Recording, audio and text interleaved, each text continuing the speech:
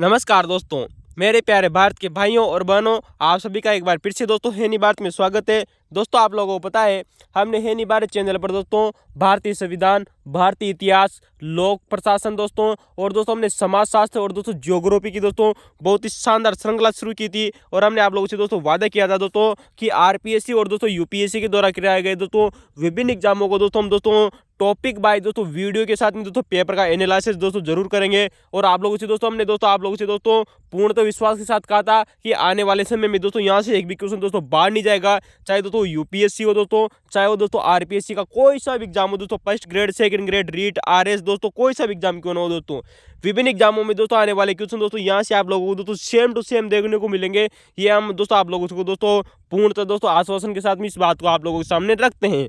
तो दोस्तों आप लोग पता है हमने इससे पहले दोस्तों भारतीय इतिहास की दोस्तों 50 वीडियो कंप्लीट कर चुके थे। और हमने दोस्तों समाजशास्त्र के वीडियो दोस्तों जो आरएस मेंस के लिए और दोस्तों सेकंड ग्रेड के लिए दोस्तों बहुत ही महत्वपूर्ण थे, उन टॉपिक को दोस्तों हमने समाजशास्त्र में सॉल्यूशन कर चुके थे दोस्तों।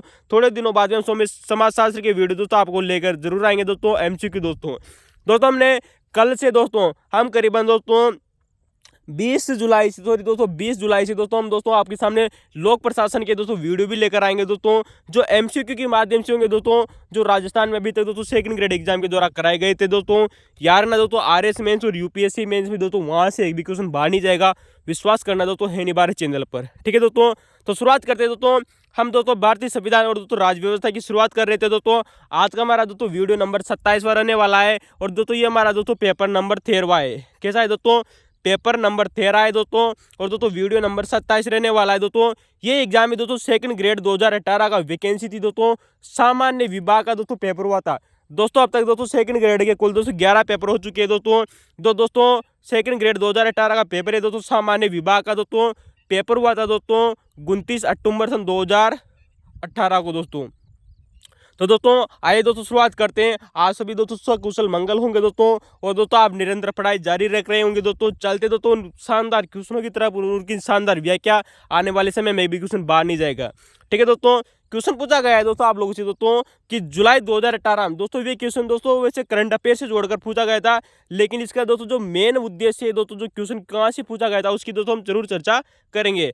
तो दोस्तों जुलाई 2018 में नई दिल्ली में दोस्तों दिल्ली डायलॉग हुआ था। क्वेश्चन बस यही भी है दोस्तों, इसका मुख्य आंसर है कि दिल्ली डायलॉग जो है वो किस समूह से संबंधित है दोस्तों, यही क्वेश्चन इसका पूछा गया है। तो दोस्तों जुलाई 2018 में नई दिल्ली में दोस्तों दिल्ली डायलॉग के 10वां संस्करण का संबंध किसके साथ भारत की संलग्नता को दर्शाता है दोस्तों। क्वेश्चन मैंने कहा ना दोस्तों, यही पूछा गया है कि दिल्ली डायलॉग किस समूह से संबंधित है दोस्तों, जो भारत और उस समूह के यानी उस ग्रुप के दोस्तों संबंधों को दर्शाता है दोस्तों। इसका उत्तर होगा दोस्तों आसियान। दोस्तों आसियान वो संगठन है दोस्तों जिसके साथ में दोस्तों भारत के साथ में दोस्तों विभिन्न दोस्तों डायलॉग जुड़े हुए हैं। जैसे कि बात करेंगे दोस्तों दिल्ली घोषणा की दोस्तों, दिल्ली डायलॉग की दोस्तों, रायसीना डायलॉग दोस्तों, इस प्रकार के दोस्तों जो समूह है दोस्तों, ये दोस्तों भारत आसियान समूह के साथ में साझा करता है दोस्तों।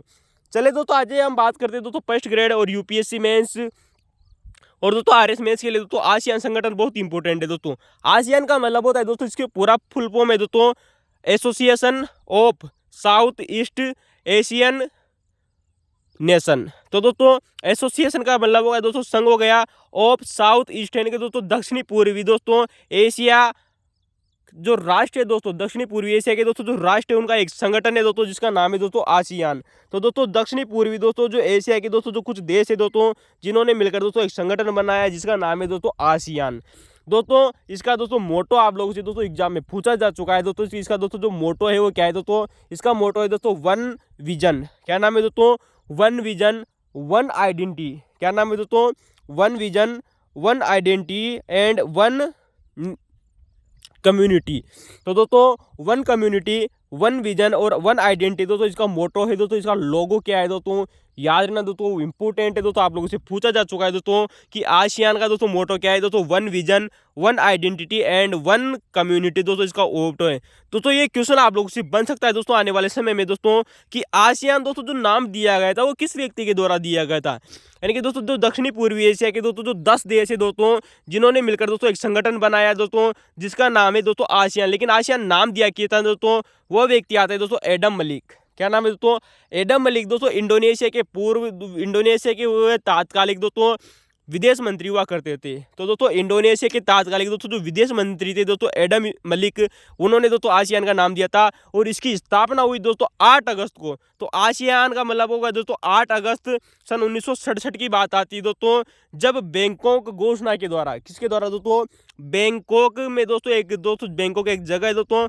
वहां पर एक घोषणा की गई दोस्तों 5 देशों ने मिलकर 8 अगस्त सन 1967 को दोस्तों इसकी स्थापना हुई था दोस्तों बैंकॉक घोषणा के द्वारा। और इसने दोस्तों अपने 50 वर्ष पूरे किए थे दोस्तों वर्ष 2017 में।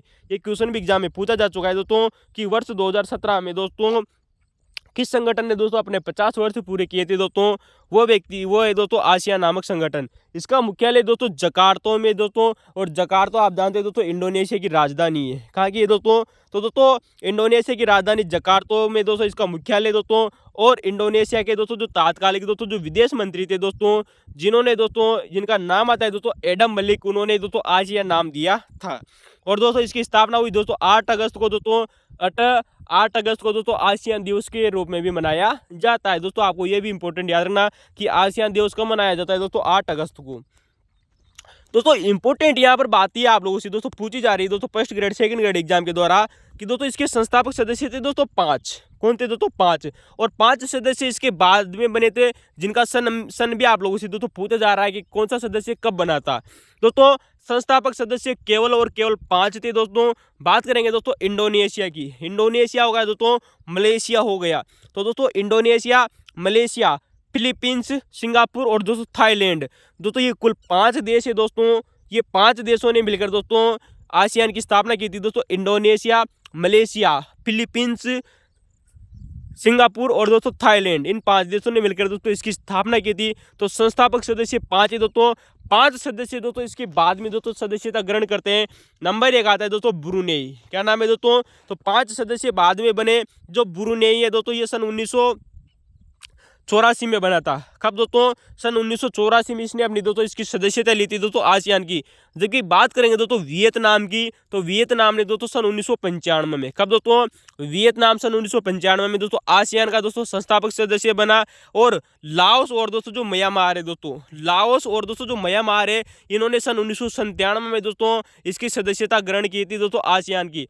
जबकि दोस्तों आप लोगों से एग्जाम में क्वेश्चन पूछा जा चुका है दोस्तों कि दोस्तों आसियान का सबसे अंतिम सदस्य कौन था दोस्तों, जो इसका सदस्य बना था, वो आता है दोस्तों कंबोडिया। तो दोस्तों आसियान का दोस्तों जो सबसे अंतिम सदस्य बना था दोस्तों, वो बना था दोस्तों कंबोडिया बना था, सन 1997 में बना था। ये क्वेश्चन आप लोगों से दोस्तों पूछा जा चुका है, वेरी मोस्ट इंपोर्टेंट है। जबकि दोस्तों लाओस और जो म्यांमार इसके संस्थापक सदस्य बने, सदस्य बने थे सन 1997 में, वियतनाम सन 1995 में और दोस्तों ब्रुनेई सन 1984 में। अतः हम कह सकते हैं दोस्तों कि वर्तमान में इसके दोस्तों कुल 10 सदस्य देश है। कुल कितने दोस्तों, 10 सदस्य देश है दोस्तों वर्तमान में दोस्तों, याद रखना। जबकि दोस्तों जितने भी सदस्य हो गए दोस्तों, इसके अलावा दोस्तों जो सभी आंशिक सदस्य माने जाते हैं। तो दोस्तों वर्तमान में आसियान के 10 ही सदस्य हैं। 5 संस्थापक सदस्यों की बात फिर कर ले दोस्तों, इंडोनेशिया, मलेशिया, फिलीपींस, सिंगापुर और दोस्तों थाईलैंड, इसके 5 संस्थापक सदस्य थे। 5 देश बाद में जुड़े दोस्तों, ब्रुनेई सन 1984 में, वियतनाम सन 1995 में दोस्तों, और हाँ दोस्तों लाओस और दोस्तों जो म्यांमार है सन 1997 में, और दोस्तों कंबोडिया दोस्तों सन 1999 में दोस्तों इसका सबसे अंतिम सदस्य बना था दोस्तों, याद रखना। अब दोस्तों ये बात हो गई दोस्तों आसियान की कुछ छोटी मोटी बातें दोस्तों जो आप लोगों से एग्जाम में पूछी जा रही है। लेकिन दोस्तों सेकंड ग्रेड और दोस्तों फर्स्ट ग्रेड के द्वारा दोस्तों, और आरएस मेंस के द्वारा, आरएस प्री के द्वारा दोस्तों यहाँ से बहुत ही जबरदस्त क्वेश्चन बन रहे हैं कि आखिर दोस्तों जो भारत और दोस्तों आसियान के दोस्तों संबंध है, इसकी शुरुआत कब हुई। बात करते हैं दोस्तों सन 1992 की बात में आती है दोस्तों। सन 1992 में दोस्तों भारत दोस्तों आसियान का आंशिक सदस्य बना था दोस्तों, पूर्णतः सदस्य नहीं बनाए। फिर गौर कर लेना दोस्तों, आंशिक सदस्य बनाए दोस्तों, पूर्ण सदस्य अभी तक भी नहीं बनाए दोस्तों भारत, याद रखना। तो दोस्तों आंशिक सदस्य कब बना दोस्तों, सन 1992 में दोस्तों। उस समय दोस्तों एक प्रधानमंत्री हुआ करते थे दोस्तों हमारे, जिसके के बारे में दोस्तों पीवी नरसिम्हा राव। दोस्तों हमने पीवी नरसिम्हा राव के बारे में आप लोगों से वो दोस्तों पहले भी बताया था दोस्तों कि सन 1991 में दोस्तों जब ये प्रधानमंत्री बने थे, तब इन्होंने दोस्तों भारत और आसियान के संबंध सुधारने के लिए दोस्तों लुक एक्ट कैसा दोस्तों, लुक ईस्ट पॉलिसी लेकर आए थे। तो दोस्तों लुक ईस्ट पॉलिसी लेकर आए थे दोस्तों, यानी कि दोस्तों पूर्व की ओर देखो दोस्तों, जो नीति है कौन लेकर आए थे दोस्तों, पीवी नरसिम्हा राव लेकर आए थे, जिसे नरेंद्र मोदी ने दोस्तों एक्ट ईस्ट पॉलिसी में बदल दिया। किस में बदल दिया दोस्तों, एक्ट ईस्ट पॉलिसी में बदल दिया है दोस्तों। याद रखना दोस्तों, इंपॉर्टेंट है, क्वेश्चन पूछा जा चुका है दोस्तों कि पूर्व की ओर देखो नीति कौन लेकर आए थे दोस्तों, पीवी नरसिम्हा राव लेकर आए थे, जिसे वर्तमान में दोस्तों जो आपको पता है दोस्तों भारत के प्रधानमंत्री है नरेंद्र मोदी, जिन्होंने एक्ट ईस्ट पॉलिसी में बदल दिया है उस नीति को। तो क्वेश्चन पूछा जा चुका है दोस्तों कि लुक ईस्ट पॉलिसी कौन लेकर आए थे दोस्तों, पीवी नरसिम्हा राव लेकर आए थे। अब अगर हम बात करें दोस्तों, तो यहाँ से क्वेश्चन पूछा जा चुका है दोस्तों फर्स्ट ग्रेड के द्वारा कि दोस्तों भारत आसियान क्षेत्रीय संघ का संस्थापक सदस्य सदस्य कब बना था। देखिए दोस्तों, आसियान नामक है दोस्तों एक अलग संगठन है, उसी का दोस्तों एक क्षेत्रीय संगठन है जिसका नाम है दोस्तों आसियान क्षेत्रीय संघ, जिसका सदस्य भारत बना था सन 1996 में। दोनों बातें अलग अलग है दोस्तों। यार ना दोस्तों, आसियान क्षेत्रीय संघ का संस्था सदस्य कब बना था भारत, सन 1996 में। जबकि अगर दोस्तों हम बात करें दोस्तों कि आसियान क्षेत्रीय संघ की स्थापना कब हुई दोस्तों, सन 1994 में। दोस्तों आसियान क्षेत्रीय संघ की स्थापना सन 1994 में हुई थी दोस्तों, और भारत आसियान क्षेत्रीय संघ का सदस्य बना था सन 1996 में। जबकि आसियान की स्थापना दोस्तों 8 अगस्त सन 1967 की हुई थी दोस्तों, और उसका अभी तक दोस्तों भारत आंशिक सदस्य बना हुआ है, जो सन 1992 में बना था। दोस्तों ये क्वेश्चन आप लोगों से दोस्तों पूछा जा चुका है दोस्तों कि भारत और आसियान के बीच में दोस्तों प्रथम शिखर सम्मेलन कहाँ हुआ था और कब हुआ था दोस्तों। वह जगह आती है दोस्तों नॉन पेहन। क्या नाम है दोस्तों, नॉन पेहन नामक दोस्तों एक जगह है दोस्तों कंबोडिया में दोस्तों। तो दोस्तों वर्ष 2002 में दोस्तों ये प्रथम दोस्तों शिखर सम्मेलन हुआ था भारत और आसियान के बीच में। तो दोस्तों आसियान संगठन और दोस्तों भारत के बीच में दोस्तों पहला दोस्तों जो शिखर सम्मेलन हुआ था नॉन पेन दोस्तों कंबोडिया की दोस्तों एक जगह है दोस्तों। वर्ष 2002 की बात आती है, प्रथम शिखर सम्मेलन इंपोर्टेंट है, याद रखना। अब दोस्तों ये बात हो गई दोस्तों आसियान की, और आसियान क्षेत्रीय संघ की दोस्तों कब सदस्य बना, सन 1992 में बना, और आसियान क्षेत्रीय संघ का दोस्तों सदस्य बना था दोस्तों सन 1996 में। स्थापना सन 1994 में हुई थी उसकी। ठीक है दोस्तों, अगर हम बात करें दोस्तों कि दोस्तों ये क्वेश्चन आप लोगों से पूछा जा चुका है दोस्तों फर्स्ट ग्रेड के द्वारा दोस्तों कि जो भारत है दोस्तों ये आसियान का दोस्तों 6वां सबसे बड़ा व्यापारिक भागीदार देश है। यार दोस्तों इसके दोस्तों 10 सदस्य हैं दोस्तों संस्थापक, सॉरी दोस्तों 10 सदस्य दोस्तों किसके, आसियान के, लेकिन उनमें भी दोस्तों भारत शामिल नहीं है। फिर भी दोस्तों भारत आसियान का 6वां सबसे बड़ा व्यापारिक भागीदार है। इंपोर्टेंट दोस्तों याद रख लेना। दोस्तों आने वाले समय में आप लोगों से क्वेश्चन बन सकता है दोस्तों कि भारत और दोस्तों आसियान के बीच में दोस्तों एक मुक्त व्यापार समझौता हुआ था दोस्तों। बात आती है दोस्तों 13 अगस्त सन 2009 की। यार ना दोस्तों 8 अगस्त सन 1967 को दोस्तों आसियान की स्थापना हुई, अतः 13 अगस्त सन 2009 को दोस्तों भारत और आसियान के बीच में दोस्तों एक समझौता होता है जिसे दोस्तों मुक्त व्यापार समझौता कहते हैं, यानी कि दोस्तों फ्री ट्रेड समझौता दोस्तों, ट्रीटमेंट। ठीक है दोस्तों, जो कि दोस्तों लागू हुई थी दोस्तों 1 जनवरी 2010 को। यानी कि दोस्तों जो भारत और दोस्तों आसियान के बीच में दोस्तों जो मुक्त व्यापार समझौता हुआ दोस्तों फ्री ट्रेड ट्रीटमेंट दोस्तों, जो ट्रीटी हुई थी दोस्तों, ये दोस्तों 1 जनवरी वर्ष 2010 को लागू हुई थी दोस्तों।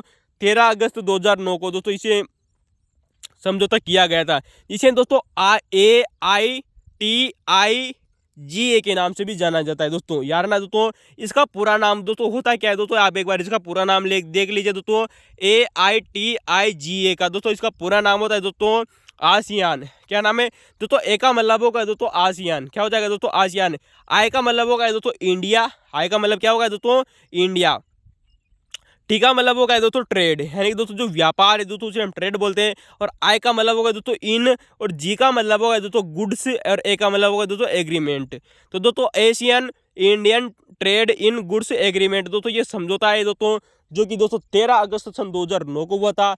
लागू होता है दोस्तों 1 जनवरी वर्ष 2010 को। कब होता है दोस्तों, 1 जनवरी वर्ष 2010 को दोस्तों ये लागू होता है दोस्तों। इंपोर्टेंट याद रखना, भारत और आसियान के बीच में। और भारत आसियान का दोस्तों आंशिक सदस्य कब बना दोस्तों, आप लोगों को हमने थोड़ी देर पहले बताया था दोस्तों, सन 1992 में बना था। और वर्ष 2002 में दोस्तों करीबन 10 सालों बाद में दोस्तों इसका आंशिक सदस्य बनने के 10 साल बाद में दोस्तों प्रथम शिखर सम्मेलन हुआ था वर्ष 2002 में। अब बात करें दोस्तों जहाँ से आप लोगों का दोस्तों क्वेश्चन बना है कि दोस्तों भारत और आसियान के बीच में कुछ दोस्तों संबंध दर्शाने के लिए दोस्तों कुछ आयोजन किए जाते हैं दोस्तों, कुछ दिवसीय आयोजन होते हैं। जैसे बात करेंगे दोस्तों दिल्ली घोषणा और दिल्ली संवाद, यहीं से क्वेश्चन आप लोगों से पूछा जा चुका है दोस्तों कि दिल्ली संवाद किससे जुड़ा हुआ है, तो दोस्तों आसियान से जुड़ा हुआ है दोस्तों यारना। तो दोस्तों दिल्ली घोषणा हो गई दोस्तों, दिल्ली संवाद हो गया दोस्तों, रायसीना संवाद हो गया दोस्तों, जिसे हम दोस्तों डायलॉग बोलते हैं दोस्तों, संवाद बोल दीजिए डायलॉग बोल दीजिए। तो दोस्तों दिल्ली संवाद या दिल्ली डायलॉग या रायसीना डायलॉग, दिल्ली घोषणा। और दोस्तों जो त्रिपक्षीय दोस्तों जो राजमार्ग योजना है दोस्तों, त्रिपक्षीय दोस्तों जो राजमार्ग योजना है दोस्तों, जिसे IMT के नाम से भी जाना जाता है दोस्तों।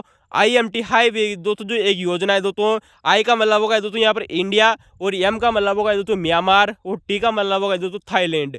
तो दोस्तों इन 3 देशों ने मिलकर दोस्तों एक त्रिपक्षीय दोस्तों राजमार्ग व्यवस्था दोस्तों चालू की है दोस्तों, इंडिया, म्यांमार और दोस्तों थाईलैंड ने, जिसे दोस्तों हम दोस्तों IMT दोस्तों हाईवे के नाम से भी जाना जाता है, या दोस्तों इसे त्रिपक्षीय राजमार्ग कहते हैं। क्वेश्चन पूछा जा चुका है दोस्तों आप लोगों से कि कौन त्रिपक्षीय राजमार्ग दोस्तों योजना में शामिल देश नहीं है। तो दोस्तों आई का मतलब दोस्तों इंडिया, एम का मतलब म्यांमार और टी का मतलब दोस्तों थाईलैंड। ठीक है दोस्तों, जबकि आप लोगों को पता है दोस्तों फर्स्ट ग्रेड एग्जाम के दौरान क्वेश्चन पूछा जा चुका है दोस्तों कि मेकांग दोस्तों जो गंगा कोऑपरेशन है दोस्तों, ये भी दोस्तों भारत और आसियान के बीच में दोस्तों एक समझौता है दोस्तों, एक चलाया गया है दोस्तों, जिसकी शुरुआत हुई थी वर्ष 2002 कब में दोस्तों, वर्ष 2000 में। तो दोस्तों इसके 6 सदस्य दोस्तों, किसके दोस्तों, मेकांग गंगा दोस्तों जो एक कोऑपरेशन चलाया गया था दोस्तों वर्ष 2000 में, इसके 6 सदस्यीय देश हैं, जहां से दोस्तों मेकांग और दोस्तों जो गंगा नदी गुजर रही है दोस्तों, उन 6 देशों ने मिलकर दोस्तों एक मेकांग गंगा कोऑपरेशन चलाया दोस्तों। 6 देशों में बात करें दोस्तों IMT भी आ जाएंगे दोस्तों, और IMT के अलावा दोस्तों कंबोडिया, वियतनाम और दोस्तों जो लाओस हैं, यानी कि दोस्तों जो सबसे अंतिम दोस्तों जो सदस्य बने थे दोस्तों 3 सदस्य दोस्तों आसियान के, वो इसमें आ जाएंगे, क्योंकि आपको पता है दोस्तों लाओस और वियतनाम सन 1997 में बने थे, कंबोडिया सन 1999 में बनेगा। और दोस्तों IMT दोस्तों जो त्रिपक्षीय दोस्तों जो राजमार्ग योजना है, उसके 3 संस्थापक देश भी दोस्तों इसी में आ जाएंगे। तो India, Myanmar, Thailand, Cambodia, Vietnam और दोस्तों लाओस दोस्तों मेकांग गंगा कोऑपरेशन के दोस्तों 6 सदस्य दोस्तों, जिन्होंने दोस्तों 5 विषयों पर सहयोग दिया है यार ना दोस्तों। मेकांग गंगा कोऑपरेशन में दोस्तों 6 सदस्य देश है दोस्तों, इन 6 सदस्य देशों के बीच में 5 विषयों पर, किस पर दोस्तों, 5 विषयों पर दोस्तों सहयोग किया जाता है। वो 5 विषय कौन कौन से दोस्तों, ये आने वाले समय में आप लोगों से क्वेश्चन पूछा जाएगा दोस्तों यार ना। संस्कृति यानी कि उसका कल्चर, एजुकेशन यानी कि दोस्तों शिक्षा, पर्यटन दोस्तों, क्या नाम से दोस्तों, पर्यटन, और इसके अलावा दोस्तों परिवहन और दोस्तों जो संचार, यार ना दोस्तों संस्कृति, शिक्षा, पर्यटन, परिवहन और दोस्तों जो संचार है दोस्तों, इन 5 विषयों पर सहयोग किया जाता है मेकांग गंगा कोऑपरेशन के तहत में इन 6 देशों के बीच में दोस्तों। 6 देश हमने आप लोगों से बात की दोस्तों IMT, और दोस्तों 3 सबसे अंतिम संस्थापक सदस्य दोस्तों जो आप लोगों से दोस्तों इसमें शामिल हुए थे। ठीक है दोस्तों, तो दोस्तों हमने दिल्ली घोषणा की बात कर ली, दिल्ली संवाद की बात कर ली, IMT हाईवे की बात कर ली, मेकांग गंगा कोऑपरेशन की बात कर ली। इसके अलावा दोस्तों ये क्वेश्चन भी आप लोगों से पूछा जा चुका है दोस्तों कि दोस्तों जो कलादान दोस्तों जो मल्टी मॉडल परियोजनाएं, जिसके तहत दोस्तों कलादान परियोजना संचालित की गई थी दोस्तों भारत और म्यांमार के बीच में। तो दोस्तों यार ना दोस्तों आसियान से जुड़ी हुई दोस्तों एक योजना है दोस्तों कलादान परियोजना। कौन सी दोस्तों, कलादान परियोजना, जो कि दोस्तों भारत और दोस्तों म्यांमार नामक देश के बीच में दोस्तों संचालित की गई है दोस्तों, जो कि दोस्तों एक परिवहन योजना है। कैसी योजना है दोस्तों, परिवहन। क्योंकि आप लोगों को पता है दोस्तों म्यांमार में दोस्तों एक बंदरगाह है जिसका नाम है दोस्तों सितवे नामक बंदरगाह। कौन सा दोस्तों, सितवे नामक दोस्तों जो बंदरगाह है दोस्तों, कहाँ पर है दोस्तों, म्यांमार में दोस्तों एक सितवे नामक दोस्तों एक बंदरगाह है। उस बंदरगाह को दोस्तों भारत से जोड़ने के लिए दोस्तों ये परियोजना शुरुआत की गई थी दोस्तों, कलादान परियोजना। तो दोस्तों इंपॉर्टेंट है दोस्तों, आप लोगों से क्वेश्चन बन सकता है दोस्तों कि कलादान दोस्तों जो प्रोजेक्ट है दोस्तों भारत और दोस्तों म्यांमार देशों के बीच में दोस्तों, भारत और आसियान के बीच में स्थित है दोस्तों, जो कि दोस्तों सितवे नामक दोस्तों जो बंदरगाह है दोस्तों म्यांमार का, जो कि आसियान का दोस्तों सदस्य है दोस्तों, उसको दोस्तों भारत से जोड़ने की बात कही गई है दोस्तों, याद रखना इंपॉर्टेंट है। तो दोस्तों कलादान परियोजना भी दोस्तों भारत और आसियान से जुड़ी हुई है दोस्तों। मेकांग गंगा कोऑपरेशन हो गया दोस्तों, IMT हाईवे प्रोजेक्ट हो गए दोस्तों, दिल्ली घोषणा हो गई दोस्तों, दिल्ली डायलॉग हो गया जिसे हम दोस्तों दिल्ली संवाद भी बोला जाता है। एक क्वेश्चन दोस्तों आप लोगों से भविष्य में क्वेश्चन पूछा जाएगा दोस्तों कि रायसीना डायलॉग किन देशों के बीच में जुड़ा हुआ है। तो दोस्तों भारत और दोस्तों जो आसियान नामक दोस्तों जो संगठन है, इन दोनों के बीच में दोस्तों रायसीना डायलॉग होता है। दोस्तों रायसीना डायलॉग दोस्तों इसकी शुरुआत हुई थी वर्ष 2016 को। इंपॉर्टेंट याद रखना दोस्तों, वर्ष 2016 को दोस्तों रायसीना डायलॉग की शुरुआत हुई थी दोस्तों भारत और आसियान के बीच में। कब हुई थी दोस्तों? वर्ष 2016 में। दोस्तों इसका विषय दोस्तों आप लोगों से पूछा जा सकता है दोस्तों कि दोस्तों रायसीना डायलॉग का दोस्तों जो विषय है वो क्या है दोस्तों? इसका उत्तर होगा दोस्तों जियो पॉलिटिक्स एंड दोस्तों जियो इकोनॉमिक्स। क्या नाम है दोस्तों? जियो पॉलिटिक्स एंड दोस्तों जियो इकोनॉमिक्स दोस्तों इसका विषय है दोस्तों रायसीना डायलॉग का दोस्तों, याद रखना। तो दोस्तों जियो पॉलिटिक्स एंड दोस्तों जियो इकोनॉमिक्स दोस्तों इसका विषय है दोस्तों रायसीना डायलॉग का। दोस्तों आप इन सभी तमाम बातों को दोस्तों करंट अफेयर से दोस्तों जोड़कर जरूर रखें दोस्तों, क्योंकि आजकल दोस्तों क्वेश्चन करंट अफेयर से जोड़कर ही पूछा जाता है। यार ना दोस्तों पॉलिटिकल साइंस दोस्तों एक ऐसा विषय है दोस्तों जो समय समय पर दोस्तों बदलाव होते रहते हैं। इसमें प्रत्येक भाग के प्रत्येक अंग में दोस्तों इसमें बदलाव होते हैं। अतः आप अभी ने दोस्तों करंट अफेयर के हिसाब से देखें। अब दोस्तों जहाँ से आप लोगों से दोस्तों क्वेश्चन पूछ सकती है दोस्तों सेकंड ग्रेड आने वाले समय में कि क्वाड क्या है दोस्तों? क्वाड क्या है दोस्तों? क्वाड क्या है दोस्तों? क्वाड का मतलब होता है दोस्तों इसे दोस्तों चतुर्भुज सुरक्षा संवाद के नाम से भी जाना जाता है। किसको दोस्तों? चतुर्भुज सुरक्षा संवाद के नाम से भी जाना जाता है दोस्तों क्वाड को। किसको दोस्तों? क्वाड को। आखिर दोस्तों ये क्वाड है क्या दोस्तों? दोस्तों इसके पूरा नाम आता है दोस्तों क्वार्टरली। क्या नाम है दोस्तों? तो दोस्तों इसका पूरा नाम आता है दोस्तों क्वार्टरलिटरल सिक्योरिटी डायलॉग। क्या नाम है दोस्तों? क्वार्टरली। तो दोस्तों क्वार्टरली ट्रियल सिक्योरिटी डायलॉग। तो दोस्तों इसका दोस्तों यानी कि दोस्तों क्वार्टरली का मतलब आम दोस्तों चतुर्भुज होता है दोस्तों, और सिक्योरिटी का मतलब दोस्तों सुरक्षा हो गया, और दोस्तों जिसे संवाद बोला जाता है दोस्तों इसे डायलॉग भी बोला जाता है। तो दोस्तों संवाद का मतलब हो गया दोस्तों डायलॉग। तो दोस्तों क्वार्टरली ट्रियल सिक्योरिटी दोस्तों जो डायलॉग है दोस्तों इसका पूरा नाम आता है। इसे दोस्तों सामान्य दोस्तों हम क्वाड या चतुर्भुज सुरक्षा संवाद के रूप में भी जाना जाता है। दोस्तों इसमें दोस्तों क्वाड का मतलब चतुर्भुज का मतलब होगा दोस्तों 4। तो दोस्तों इसके 4 सदस्य हैं दोस्तों। नंबर 1 आता है दोस्तों भारत, अमेरिका, जापान और ऑस्ट्रेलिया। फिर गौर करना दोस्तों क्वाड के दोस्तों 4 सदस्य हैं दोस्तों भारत, अमेरिका, जापान और दोस्तों ऑस्ट्रेलिया। दोस्तों ये 4 सदस्य हैं दोस्तों, इंपॉर्टेंट है दोस्तों, याद रखना दोस्तों क्वाड। तो दोस्तों 4 सदस्य हैं दोस्तों भारत, अमेरिका, जापान और दोस्तों ऑस्ट्रेलिया। आखिर देश में दोस्तों ये क्वाड नामक दोस्तों जो संवाद दोस्तों ये करता क्या है? दोस्तों ये क्वाड नामक दोस्तों जो संगठन है दोस्तों ये करता क्या है? दोस्तों आइए दोस्तों हम देखते हैं दोस्तों बात आती है दोस्तों कि दोस्तों अप्रत्यक्ष रूप से दोस्तों, यार ना प्रत्यक्ष रूप गलती से भी मत कर देना दोस्तों, यहाँ पर होगा दोस्तों अप्रत्यक्ष रूप से, यानी कि दोस्तों इनडायरेक्टली दोस्तों चीन का दोस्तों जो इंडो पैसिफिक दोस्तों जो क्षेत्र के बीच में दोस्तों उसका जो प्रभाव है दोस्तों उसको रोकने की बात कही जा रही है। यानी कि दोस्तों जो चीन है ना दोस्तों वो हमारा दोस्तों जो इंडो प्रशांत दोस्तों जो क्षेत्र है दोस्तों, इंडो पैसिफिक दोस्तों जो क्षेत्र है दोस्तों उसमें दोस्तों आगे बढ़ रहा है। अतः उसके प्रभाव को रोकने के लिए दोस्तों अप्रत्यक्ष रूप से दोस्तों, किस रूप से? अप्रत्यक्ष रूप से चीन के इंडो पैसिफिक क्षेत्र में बढ़ते प्रभाव को रोकने के लिए दोस्तों इन 4 देशों ने मिलकर दोस्तों एक दोस्तों प्रक्रिया शुरू की है दोस्तों, जिसे हम दोस्तों क्वाड कहते हैं। दोस्तों बात हो सकती है दोस्तों, आप लोगों से क्वेश्चन बन सकता है दोस्तों कि क्वाड की स्थापना किसने की थी और कब की थी दोस्तों बात आती है दोस्तों क्वाड नामक दोस्तों जो संगठन है दोस्तों जापान के प्रधानमंत्री हुआ करते थे दोस्तों वर्ष 2007 में। कब दोस्तों? तो दोस्तों जापान के दोस्तों एक प्रधानमंत्री थे दोस्तों जिन्होंने वर्ष 2007 में शिंजो आबे ने दोस्तों इसकी स्थापना की थी क्वाड नामक संगठन की। तो दोस्तों क्वाड नामक दोस्तों जो संगठन है दोस्तों जो संवाद है दोस्तों इसकी शुरुआत दोस्तों वर्ष 2007 में हुई थी दोस्तों। जापान के प्रधानमंत्री शिंजो आबे के द्वारा दोस्तों इसकी शुरुआत की गई थी। तो दोस्तों ये हमारा आसियान नामक संगठन था, और इससे बनने वाले तमाम क्वेश्चन आप लोगों के सामने थे दोस्तों जो विभिन्न एग्जामों में पूछे जा चुके हैं दोस्तों, याद रखना पूछे जा चुके हैं दोस्तों, और आने वाले में पूछे जाने की संभावना रहेगी। चले दोस्तों अगला क्वेश्चन हमारा आता है दोस्तों जिसे हम दोस्तों आप लोगों को बहुत बार बता भी चुके हैं दोस्तों।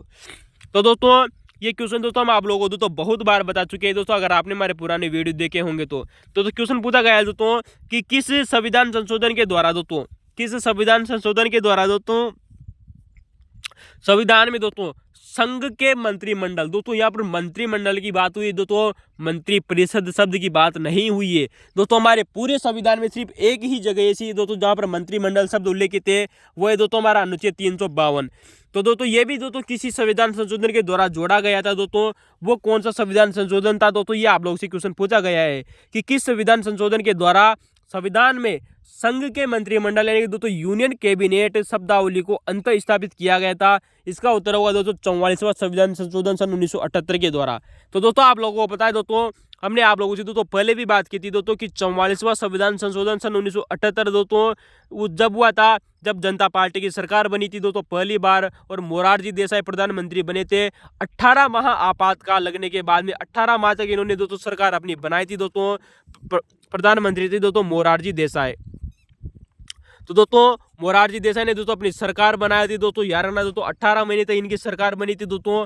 बाद में दोस्तों इंदिरा गांधी ने दोस्तों जो हमारे दोस्तों चौधरी चरण सिंह थी दोस्तों, उनके साथ में दोस्तों समझौता कर लिया था यारना। तो दोस्तों इन्होंने दोस्तों एक संशोधन किया है, 44वां संविधान संशोधन सन 1978 दोस्तों। इसके द्वारा अनुच्छेद 352 में दोस्तों संघ का मंत्रिमंडल जोड़ा गया था। क्वेश्चन आप लोगों से दोस्तों आने वाले समय में दोस्तों अनुच्छेद पूछा जा सकता है दोस्तों कि किस अनुच्छेद में अनुच्छेद 352 के तहत दोस्तों संघ का मंत्रिमंडल जोड़ा गया था दोस्तों यारना। दोस्तों हमने आप लोगों को दोस्तों इससे पहले भी बताया था और एक क्वेश्चन पूछा भी जा चुका है दोस्तों कि दोस्तों अनुच्छेद 352 में दोस्तों इसी 44वां संविधान संशोधन के द्वारा आंतरिक अशांति की जगह दोस्तों सशस्त्र विद्रोह शब्द जोड़ा गया था दोस्तों यारना। दोस्तों इसी 44वां संविधान संशोधन सन 1978 के द्वारा अनुच्छेद 352 में दोस्तों आंतरिक अशांति शब्द की जगह दोस्तों सशस्त्र विद्रोह जोड़ा गया था। ये क्वेश्चन भी एग्जाम में पूछा जा चुका है दोस्तों, याद रखना। चलते हैं दोस्तों क्वेश्चन नंबर 3 की तरफ दोस्तों। इस क्वेश्चन को भी दोस्तों हम आप लोगों को दोस्तों पहले भी बता चुके हैं दोस्तों, शानदार व्याख्या की थी दोस्तों हमने आप लोगों के लिए दोस्तों। तो दोस्तों एक बार जरूर जाकर जरूर देखिए हमारे पुराने वीडियो, और वीडियो के अंदर जरूर बने रहे दोस्तों, वीडियो की क्वालिटी बढ़ाइए। तो दोस्तों बात करते हैं दोस्तों कि संविधान संशोधन के बारे में कौन सा कथन सत्य है दोस्तों। यहाँ पर दोस्तों 3 कथन आप लोगों से दोस्तों एग्जाम में पूछे गए थे दोस्तों, जिनमें से दोस्तों 3 सही थे दोस्तों, एक ऑप्शन गलत था। तो दोस्तों हम इनकी सबकी चर्चा कर चुके थे दोस्तों पहले भी। तो ले दोस्तों बात करते हैं पहले ऑप्शन की तरफ कि ऐसा संविधान संशोधन विधेयक दोस्तों है कि दोस्तों कि दोस्तों जो संविधान संशोधन दोस्तों जो विधेयक है दोस्तों वह संसद के किसी भी सदन में, बिल्कुल सही बात है दोस्तों, चाहे वो दोस्तों लोकसभा हो दोस्तों, चाहे दोस्तों राज्यसभा हो, किसी भी सदन में दोस्तों पूर्व स्थापित किया जा सकता है दोस्तों। हमने आप लोगों को दोस्तों पहले भी बताया था दोस्तों कि अगर दोस्तों जो कॉन्स्टिट्यूशनल अमेंडमेंट अगर कोई बिल लेकर आया जाता है तो दोस्तों चाहे वो लोकसभा हो दोस्तों, चाहे वो दोस्तों राज्यसभा, दोनों में लेकर आया जा सकता है दोस्तों, याद रखना। इसके अलावा दोस्तों आपको दूसरा ऑप्शन दिया गया था दोस्तों, सॉरी दोस्तों यहाँ पर दोस्तों एक ऑप्शन सही था, 3 ऑप्शन गलत थे दोस्तों, है ना। ठीक है दोस्तों, तो अब बात करेंगे दोस्तों हमने संविधान संशोधन के बारे में दोस्तों आप लोगों को दोस्तों पहले भी बताया था कि दोस्तों जो संविधान संशोधन होते हैं दोस्तों, संविधान संशोधन की संयुक्त बैठक नहीं बुलाई जा सकती दोस्तों, यार ना दोस्तों जो संविधान संशोधन होते हैं दोस्तों इसके लिए दोस्तों संयुक्त बैठक नहीं बुलाई जा सकती। और हमने आप लोगों को पहले भी बताया था दोस्तों कि दोस्तों जो धन विधेयक होते हैं, क्या होते हैं दोस्तों, धन विधेयक, इनके लिए भी दोस्तों संयुक्त बैठक नहीं बुलाई जाती है दोस्तों। क्या नहीं बुलाई जाती दोस्तों, संयुक्त बैठक नहीं बुलाई जाती दोस्तों संविधान संशोधन विधेयक और धन विधेयक के लिए। जबकि आपको पता है दोस्तों जो संविधान संशोधन किया जाता है दोस्तों कि हमारे दोस्तों संविधान का भाग 20 में अनुच्छेद 368 में दोस्तों इसकी प्रक्रिया दी गई है। तो दोस्तों संविधान संशोधन दोस्तों भाग 20 में है दोस्तों, कहाँ पर है दोस्तों, भाग 20 में है, और अनुच्छेद 368 में दोस्तों इसकी प्रक्रिया दी गई दोस्तों। सामान्यतः दोस्तों अनुच्छेद 368 में 2 प्रकार की प्रक्रिया दी गई है, जबकि संविधान संशोधन दोस्तों 3 प्रकार से किए जाते हैं। हमने आप लोगों से दोस्तों बहुत ही शानदार चर्चा भी की थी दोस्तों। अब दोस्तों संविधान संशोधन दोस्तों जो विधेयक है दोस्तों इसको राष्ट्रपति की सहमति अनिवार्य है दोस्तों। किसको अनिवार्य दोस्तों, तो दोस्तों संविधान संशोधन विधेयक को दोस्तों राष्ट्रपति की, किसकी दोस्तों, हमारे दोस्तों जो प्रेसिडेंट होते हैं दोस्तों इनकी सहमति अनिवार्य है दोस्तों। किसको दोस्तों, संविधान संशोधन को। तो ये 3 बातें दोस्तों जो आप लोगों से दोस्तों घुमा फुरा के पूछी गई थी दोस्तों एग्जाम में दोस्तों, गलत दी गई थी, हमने उनको सही करके लिख दिया है। अब दोस्तों जो संविधान संशोधन दोस्तों जो विधेयक होता है ना दोस्तों, जिसको राष्ट्रपति अपनी सहमति देते हैं दोस्तों, ऐसा कब किया गया है, यानी कि अनिवार्य रूप से दोस्तों अपनी सहमति देंगे दोस्तों संविधान संशोधन विधेयक को। ऐसा हमने दोस्तों 24वां संविधान संशोधन सन 1971 के द्वारा, याद रखना दोस्तों 24वां संविधान संशोधन सन 1971 के द्वारा दोस्तों हमने ऐसा किया है कि राष्ट्रपति संविधान संशोधन विधेयक को दोस्तों अपनी सहमति के लिए बाध्य किया है। क्या है दोस्तों, हमने बाध्य हैं। तो कौन बाध्य है दोस्तों, राष्ट्रपति बाध्य हैं कि वो संविधान संशोधन को अपनी मंजूरी देंगे ही देंगे दोस्तों। ऐसा हमने कब किया दोस्तों, 24वां संविधान संशोधन सन 1971 में किया था दोस्तों, जब प्रधानमंत्री इंदिरा गांधी हुआ करती थी। तो दोस्तों प्रधानमंत्री इंदिरा गांधी ने उस समय दोस्तों ऐसा किया था कि दोस्तों जो राष्ट्रपति होते हैं वो 24वां संविधान संशोधन विधेयक सन 1971 के तहत में संविधान संशोधन विधेयक को अनिवार्य रूप से अपनी दोस्तों हस्ताक्षर जरूर करेंगे उस विधेयक के ऊपर। और आपको पता है दोस्तों संविधान संशोधन दोस्तों हमारे भाग 20 में अनुच्छेद 368 में 2 प्रकार की प्रक्रियाएं दी गई है दोस्तों। ठीक है दोस्तों, अब बात करते हैं दोस्तों कि संविधान संशोधन विधेयक के बारे में कुछ दोस्तों महत्वपूर्ण कथन है दोस्तों जो आप लोगों से पूछे जा सकते हैं। दोस्तों जिस प्रकार से दोस्तों आपातकाल से संबंधित दोस्तों एक फैक्ट आप लोगों से पूछा गया था और हमने आपातकाल के बारे में प्रमुख दोस्तों जो कहावतें थी दोस्तों जो कथन है दोस्तों उनको हमने बात की थी, उसी प्रकार से दोस्तों आप लोगों से दोस्तों संविधान संशोधन से प्रमुख दोस्तों कुछ प्रमुख कोटेशन है दोस्तों जो आप लोगों से पूछे जा सकते हैं। नंबर 1 व्यक्ति आते दोस्तों केसी वियर। दोस्तों संविधान सभा के सदस्य हुआ करते थे दोस्तों केसी वियर, जिन्होंने दोस्तों एक पुस्तक लिखी थी दोस्तों मॉडर्न कॉन्स्टिट्यूशन। क्या नाम है दोस्तों? मॉडर्न कॉन्स्टिट्यूशन दोस्तों सन 1966 में लिखी थी। कब लिखी थी दोस्तों? सन 1966 में लिखी थी दोस्तों केसी वियर ने। केसी वियर ने कहा था कि दोस्तों जो हमारा संविधान संशोधन होते हैं, तो दोस्तों केसी वियर ने कहा कि दोस्तों हमारे दोस्तों जो संविधान संशोधन होते हैं दोस्तों इनमें लचीलापन और दोस्तों जटिलता है। बिल्कुल सही बात है दोस्तों, जो संविधान संशोधन है दोस्तों हमारे वो लचीलेपन और जटिलता के बीच में, क्योंकि हमारा दोस्तों जो संविधान है वो कैसा है दोस्तों लचीला है और जटिल है। अतः लचीलेपन और जटिल संविधान के बीच में दोस्तों बेहतर संतुलन का काम करता है। दोस्तों कौन करता है? संविधान संशोधन करता है। ऐसा किसने कहा था दोस्तों? केसी वियर ने कहा था अपनी पुस्तक दोस्तों मॉडर्न कॉन्स्टिट्यूशन में कहा था। ये भी क्वेश्चन आप लोगों से बन सकता है कि मॉडर्न कॉन्स्टिट्यूशन पुस्तक के लेखक कौन है? केसी वियर। तो दोस्तों संविधान संशोधन दोस्तों लचीलेपन और दोस्तों जटिलता के बीच में दोस्तों बेहतर संतुलन है। किसने कहा? केसी वियर ने। केसी वियर ने कहा कि दोस्तों जो हमारे संविधान संशोधन होते हैं, संविधान संशोधन दोस्तों जो व्यवस्था है दोस्तों ये विविधता बुद्धिमत्ता का पूर्ण है। दोस्तों संविधान संशोधन दोस्तों जो व्यवस्था है दोस्तों यह विविधता बुद्धिमत्ता पूर्ण है, लेकिन ये मुश्किल से मिलने वाली। दोस्तों ये भी कथन इन्हीं का आता है दोस्तों कि दोस्तों जो संविधान संशोधन दोस्तों जो प्रक्रिया है दोस्तों ये विविधता बुद्धिमत्ता पूर्ण लेकिन मुश्किल से मिलने वाली। दोस्तों ऐसा किसने कहा था? दोस्तों केसी वियर ने कहा था। जबकि अलावा दोस्तों आप लोग पता है दोस्तों ग्रेनविल जो ऑस्टिन थे, कौन है दोस्तों? ग्रेनविल ऑस्टिन दोस्तों एक बहुत ही राजनीतिक हुए थे, प्रमुख राजनीतिज्ञ होते हैं। उनका दोस्तों एक कथन आता है दोस्तों संविधान संशोधन विधेयक के बारे में। तो दोस्तों जो ग्रेनविल दोस्तों जो ऑस्टिन थे,